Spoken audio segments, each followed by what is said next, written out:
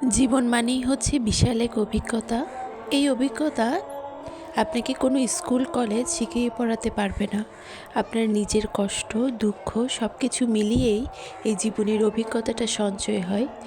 প্রত্যেকটি পরিবারে দেখবেন, যতই আপনি কাছের মানুষ হন না কেন, যখনই আপনার ইনকামটা অত বেশি থাকবে না, তখন বাবা মার কাছে আপনি হয়ে যাবেন তাদের সন্তানদের মধ্যে কম জনপ্রিয় সন্তান।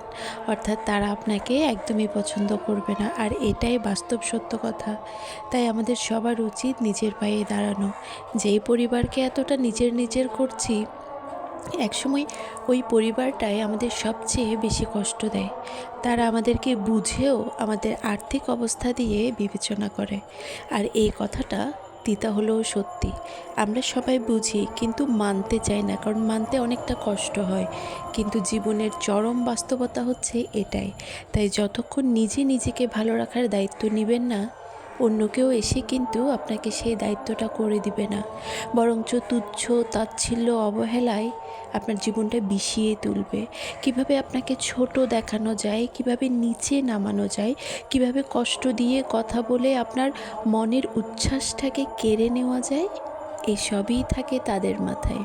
তাই নিজেকে ভালো রাখার দায়িত্ব, নিজেকে খুশি রাখার দায়িত্ব সম্পূর্ণ নিজেকেই নিতে হয়।